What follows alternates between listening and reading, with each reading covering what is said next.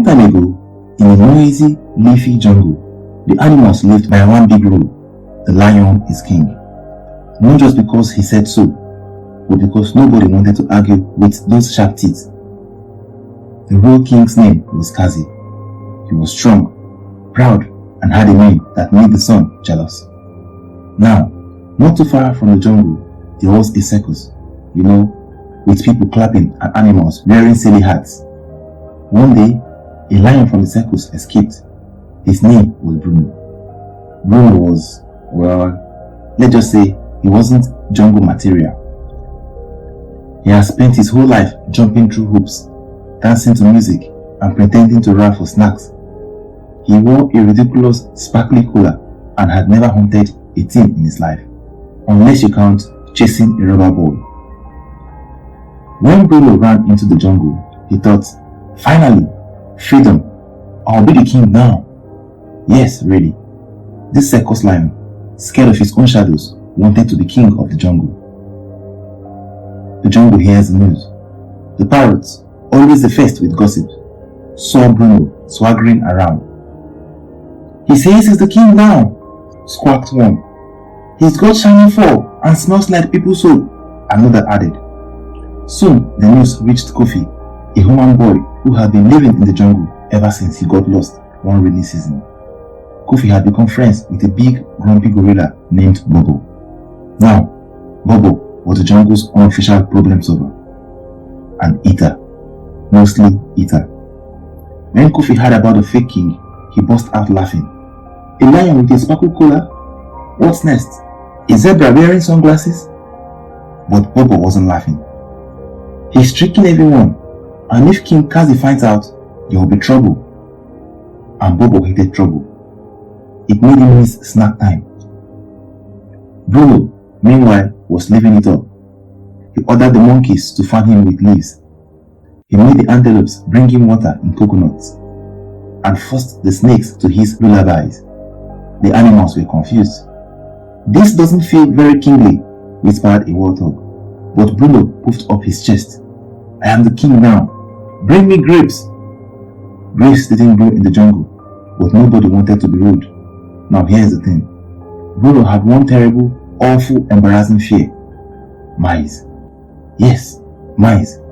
Even the tiniest, furriest one made him squeal like a baby bird, which, in the jungle, is about kingly as wearing a pinky tutu. The real king, Kazi, had been away. Lion business.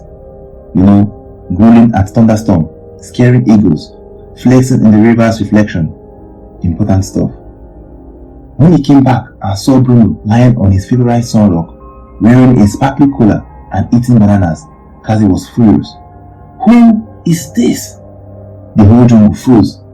Even the trees stopped rustling.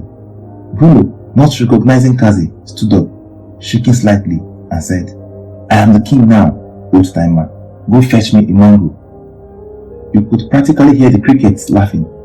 Now, here is the thing. Jungle rules said you couldn't chase off a king. You had to prove he was unfit. Problem was, Kazi didn't know about Bruno's mouse problem. But Kofi did. He had a plan. Kofi found his friend, a little mouse named Chiku. Chiku, Kofi whispered, I need you to help us out.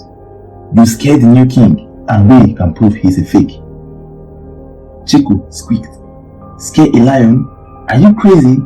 Trust me, said Kofi. This lion is softer than banana pudding.